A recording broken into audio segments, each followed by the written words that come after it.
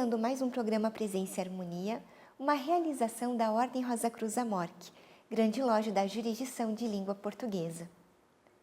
2018 é o ano de nossa 25ª Convenção Nacional Rosa Cruz e aproveito o momento para convidar os fratres e sorores a virem participar conosco do evento que será realizado em Curitiba de 10 a 13 de outubro com o tema Ética, Pessoa e Sociedade, a Força da Unidade.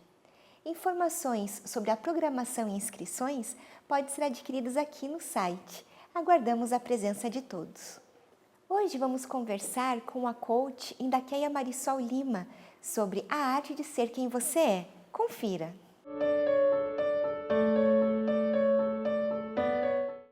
Indaqueia, que bom ter você aqui de novo com a gente no programa Presença e Harmonia. Seja bem-vinda!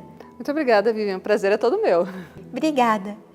Indaqueia, atualmente a gente tem falado muito na expressão empoderar, ou empoderar-se, né? Tem tomado espaço, então, em vários discursos. Você poderia nos falar um pouco sobre o significado desse empoderamento nas nossas vidas? Bom, o poder está no ar, né? Principalmente a questão do ser humano estar buscando o poder de transformação. Poder tem a ver com você tomar rédeas da sua vida. Uma questão muito importante que a gente percebe hoje é o movimento não só do empoderamento feminino, na questão de buscar a sua essência, buscar quais são os caminhos que levam para uma equidade de gênero, ou seja, que nós possamos conviver bem, né, entre seres humanos dentro de um objetivo geral. Também a gente percebe muito essa questão da busca do poder para a realização dos sonhos. Então, o poder é acreditar em si mesmo e buscar os potenciais, quem você verdadeiramente é. Sim. E essa relação, então, do empoderamento da própria vida, ela interfere na nossa relação com o trabalho, com o dinheiro, com o sucesso? Ela interfere bastante, Vivian. Principalmente, a primeira questão no pessoal é em relação à nossa postura. A postura física já muda. Quando uma pessoa ela observa o poder e ela se empodera, ela fica com uma postura mais ereta, a postura comunica mais segurança, ela busca, não tem medo de confrontar, principalmente nós brasileiros, a questão do conflito, né? 80% dos problemas organizacionais são de conflitos e pessoais também, porque nós encaramos que o confronto é uma briga. E o confronto não, é apenas eu mostrar uma outra faceta de uma mesma situação. Então a gente percebe que quando a pessoa se empodera, ela busca se fazer entender. E aí as relações são mais harmônicas. Sim. E nossas conquistas, inclusive as nossas conquistas financeiras, elas refletem diretamente no nosso estado de espírito? Reflete bastante. E a questão do poder, a gente fala, é sair do banquinho do passageiro, de novo a metáfora do motorista, e assumir a posição de motorista da sua vida. O que isso significa? A gente dirigir a nossa vida em todos os aspectos, seja no aspecto físico, com as decisões que a gente toma no dia a dia, até a decisão de acordar de manhã, seja no aspecto emocional, qual é a qualidade dos relacionamentos, o que são relacionamentos saudáveis, o que é importante para mim. Na qualidade mental, filtrando o que eu leio, o que eu busco, o que eu gosto de ver e principalmente na qualidade espiritual, que é o sentido da vida. Ter o poder é você perceber o que eu estou fazendo aqui nesse planeta, tá? Dentro das minhas várias opções em todos os significados. Como coach, eu tenho percebido que as pessoas buscam muito saber qual que é a posição, né? Estão questionando e nesse questionar a incerteza ela afeta mesmo as nossas relações. E quais mecanismos ou armas podem nos ser úteis na empreitada de descoberta da nossa própria história? Bom, aí eu deixei para falar um pouquinho agora, vou falar um pouquinho dos contos de fadas e também falar da questão até do poder do dinheiro, né? As histórias, elas nos movem porque a partir do momento que eu ouço, que eu vejo uma história, a imagem mental da história, a metáfora, ela comunica com o nosso cérebro direito, com o cérebro límbico. Então, muitas vezes, não é a própria história em si que gera uma ação, mas sim a reflexão que ela tem, qual que é o significado dessa história na minha história.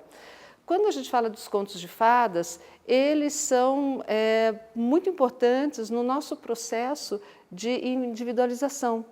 principalmente porque lá tem os conceitos, tem as questões do que é importante, do que é possível. Quando os contos de fadas são aliados à vida financeira, é muito interessante. Tem o conto de fada das princesas em relação à vida financeira. Então, para te dar um exemplo, a Bela Adormecida. Quando você assume o teu poder, você não fica esperando que alguém vai te acorde, te dê o poder e te liberte. A partir do autoconhecimento, você olhar para dentro de você, você busca o poder da tua vida. Então, a gente fala na vida financeira, Bela Adormecida, acorda, está na hora de você tomar consciência das coisas, né? E cada conto trabalha de uma forma. A Caixinhos Dourados, a Rapunzel, quando ela acredita que ela pode se libertar, a própria Cinderela, que arruma todas as coisas. Então, nós temos um trabalho bem bacana. Quem estiver assistindo o programa, né, vai receber o e-book. No e-book tem os 10 contos de fadas e como você pode administrar a sua vida financeira. Como que eles podem, então, mostrar para a gente o caminho, ou trazer uma reflexão a respeito? Sim. E a autoestima, ela é fundamental para nós nesse processo? Ela é fundamental, porque quando a gente nasce, a gente busca as referências que nós temos, os nossos modelos, que primeiro começa no seio familiar, os pais, as mães, que estão à volta, né? Não só nós temos vários pais e várias mães, né, no mundo, as figuras de autoridade que representam, e aí nós nos espelhamos com modelos daquilo que a gente acredita que seja uma pessoa ideal. Então eu acho, nossa, eu acho bacana essa pessoa, então deixa eu me espelhar. E muitas vezes nós tomamos uma decisão imatura. Esses espelhos mudam e a gente fica com essa questão dos espelhos antigos. Então, a autoestima é importante para eu poder perceber que eu tenho coisas positivas, as qualidades, né, os potenciais, e também tenho pontos de melhoria. A questão da luz e da sombra, mas que a sombra é importante e esse equilíbrio ele é fundamental. Muitas vezes, tem algumas situações da vida, quando a gente passa por algumas adversidades, as pessoas focam muito só a sombra, só o que é inadequado, e isso faz com que a gente perca potência. Então, a autoestima adequada ela é importante para que a gente possa perceber quais são os nossos pontos fortes, como é que a gente pode levá-los para tornar a vida mais leve, a vida mais feliz. Sim. Bom, entre as várias ferramentas que a gente tem, né, para esse processo, você pode nos explicar em que consiste a técnica DESC e qual que é a sua finalidade? Bom, o importante, o relacionamento é fundamental. E a técnica DESC é uma técnica para feedback, que feedback é o retorno sobre como o comportamento do outro ou atitude está impactando a nossa relação, tanto pessoal quanto no trabalho. E eu trouxe aqui um quadrinho que fala sobre o DESC. Então, a gente percebe assim, a maioria das pessoas tem uma dificuldade em relação a falar sobre qualquer situação do outro que muitas vezes possa incomodar. Então, o D é descrever, do DESC. Então, fatos e dados. Já tem o ditado, contra fatos não argumentos. Então, para que a pessoa que esteja recebendo não encare como um julgamento, ou perceba, puxa vida, acontece determinada situação, vamos supor, uma pessoa é ríspido conosco, a gente não gosta, mas como é que a gente vai dar esse feedback? Você falar, você foi ríspido, você foi rude, é um julgamento. Então, eu preciso falar ontem, quando, né, você me atendeu, você elevou teu tom de voz. Aí eu estou dando elementos para a pessoa lembrar. Então, o primeiro fato é descrever. O foco sempre é fatos e dados. O E é de expressar. Eu preciso expressar qual foi o impacto, qual o sentimento que isso aconteceu. Então, ao pessoa ser ríspida, por exemplo, eu posso dizer, olha, isso me deixou constrangida, ou isso causou certo embaraço, né? Para que a pessoa possa perceber que a atitude dela gerou uma reação. Aí eu sugeri, a gente sugerir que tipo de comportamento pode ser adquirido ao invés daquele comportamento inadequado que muitas vezes não deu resultado. Por exemplo, a gente pode perguntar assim, quando você se sentir estressada, vamos supor que o estresse levou essa pessoa a ter essa decisão de ser ríspida. Então, eu posso dizer, olha, quando você se sentir estressada, que tal você usar a técnica de respiração, contar até 3 primeiro, né, respirar, e depois você procurar ouvir. E aí, eu tenho que colocar as consequências. Qual que é a consequência dessa mudança de comportamento? Todas as vezes que a gente muda, a gente não muda simplesmente por mudar. A gente muda com algum benefício. Então, por exemplo, se eu perceber que o benefício é eu ter um relacionamento mais saudável, eu poder me comunicar de forma mais efetiva e que as pessoas envolvidas na relação, elas querem realmente o meu bem e o crescimento, com certeza eu vou mudar o comportamento.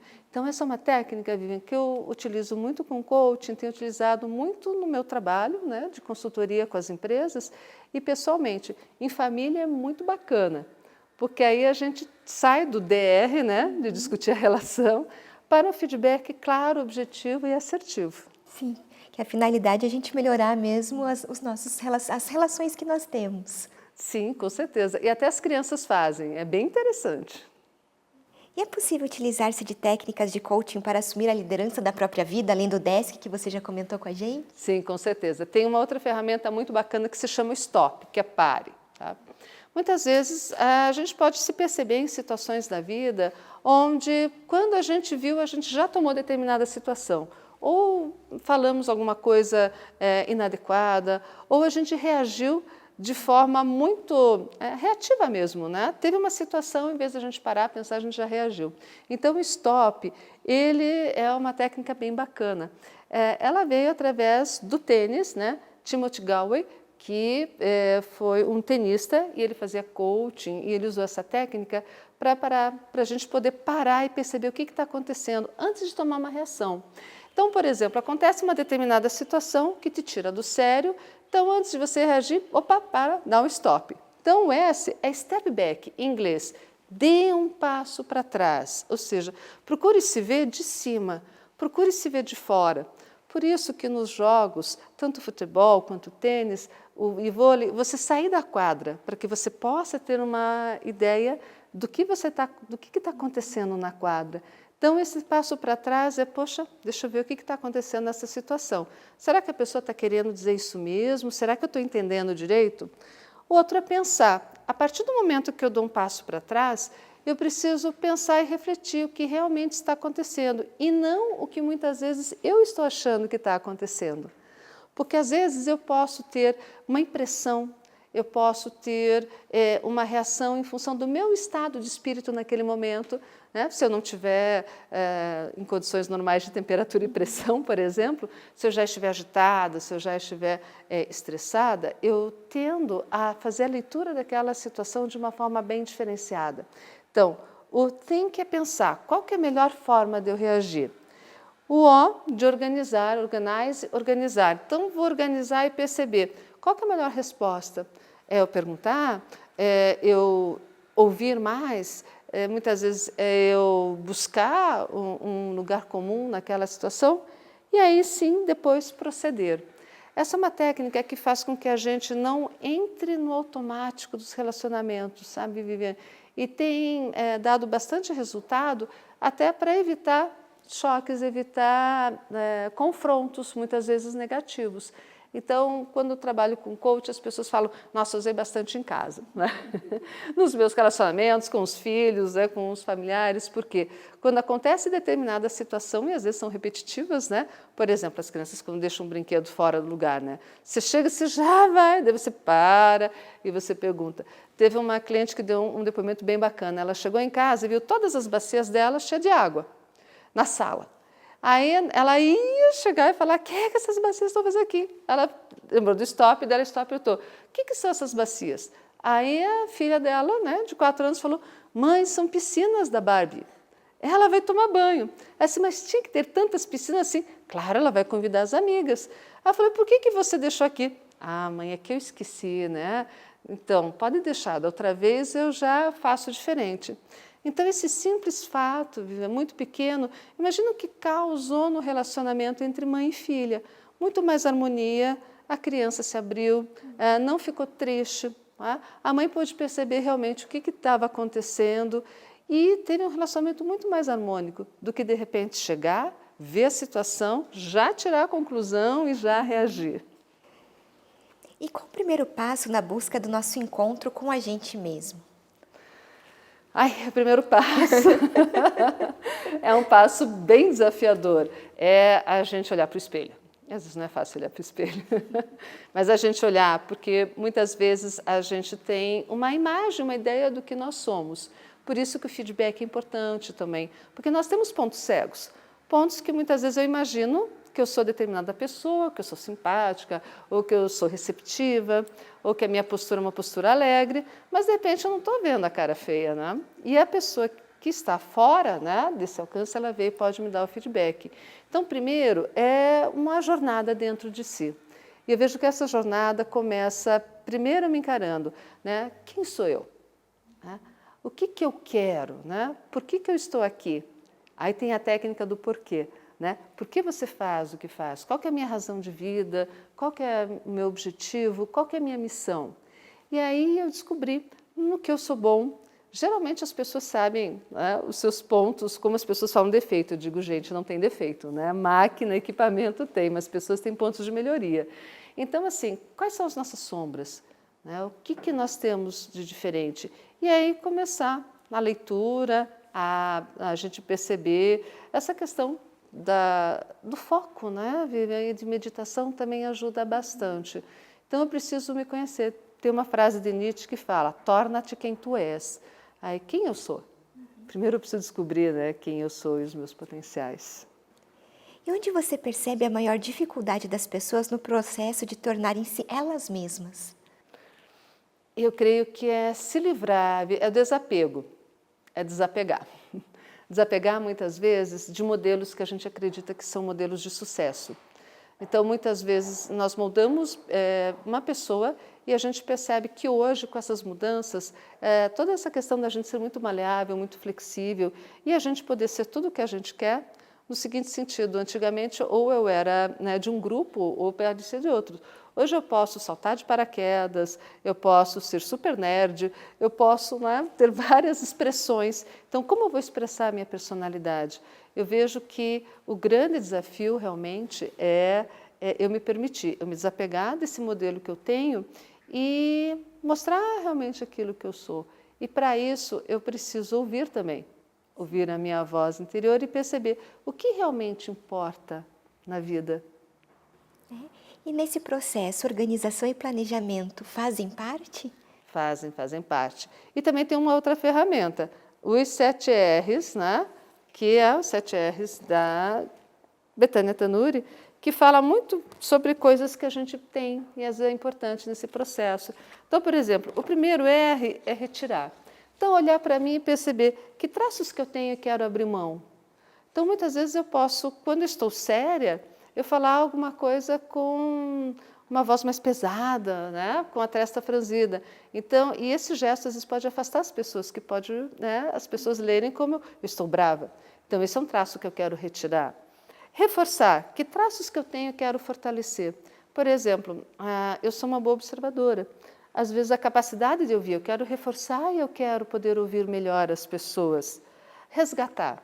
É muito bacana, porque muitas vezes na vida, na nossa experiência, aqui nesse planeta, a gente já vivenciou várias situações diferentes.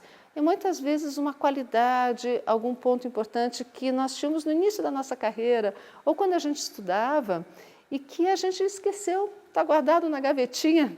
Então, resgatar o que eu tenho, o que eu já tive e que é legal resgatar. Por exemplo, resgatar a curiosidade. Uma coisa que as pessoas acabam normalmente deixando é a ousadia. Então, geralmente, quanto mais jovens, somos mais ousados. Então, nossa, eu quero resgatar essa ousadia. Ressignificar. Traços que a gente tem, precisa fazer um download.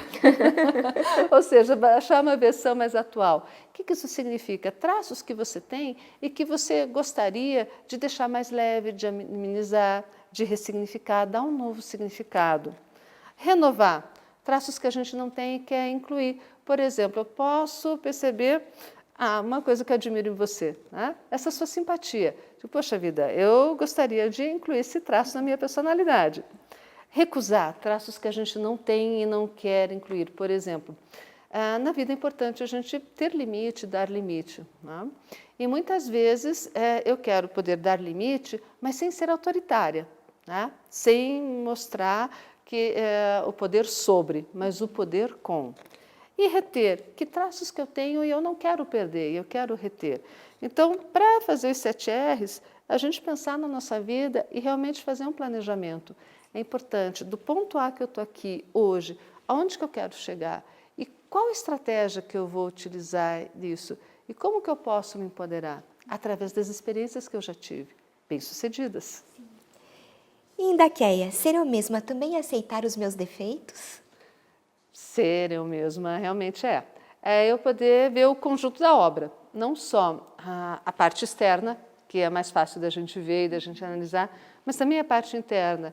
E nisso, quais são as coisas que eu faço bem, que eu gosto, que são meus potenciais, e principalmente aquelas questões que não fazem parte, eu digo assim, eu brinco muito, não fazem parte do meu show, ou seja, são coisas que eu não consigo, né, desenvolver, e às vezes são coisas que elas são complementares como a sombra, mas como é que eu posso conviver com elas sem que ela me atrapalhe?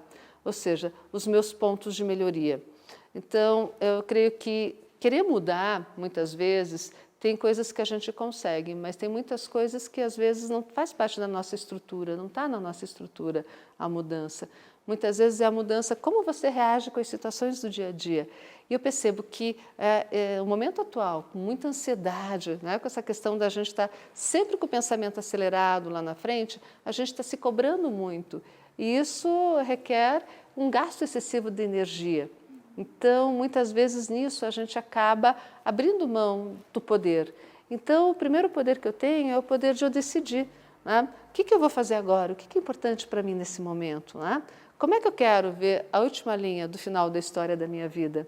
Então, para isso, eu percebi, poxa vida, eu sou uma pessoa que tem qualidades e tenho pontos também que não são tão bonitos assim. Então, como é que eu posso usar a beleza do jardim frente à noite? Sim, isso a gente pode incluir na técnica dos 6 R's, então também que ajuda a fazer essa revisão de eu encarar os meus defeitos. Sim, encarar e perceber o que eu posso mudar. E 7 R's, né? 7 Como o número R's. cabalístico 7. 7. A técnica dos 7 R's, ela ajuda bastante. Porque aí eu posso ver, e às vezes um defeito, viu, é uma ausência de uma habilidade.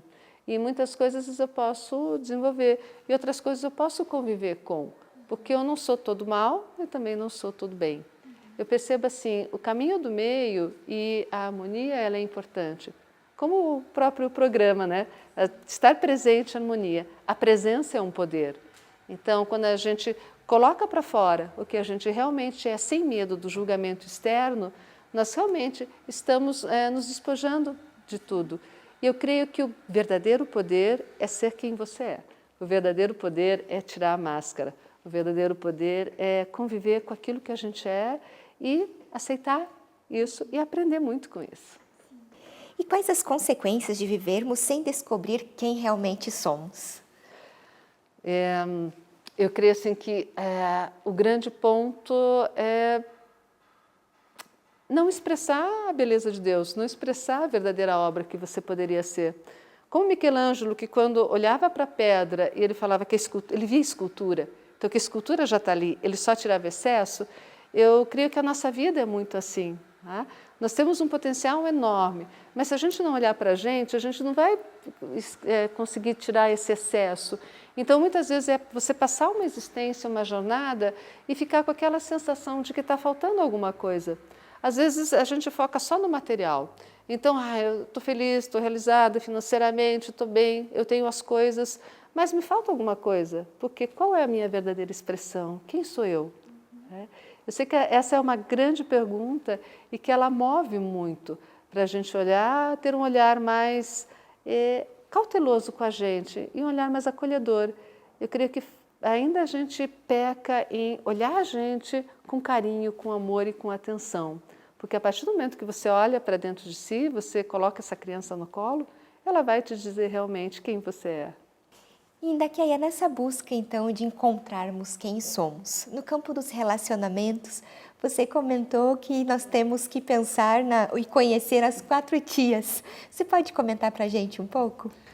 Falar das tias é bom. As 4 tias do relacionamento, elas são fundamentais, que são 4 posturas. A primeira é a apatia.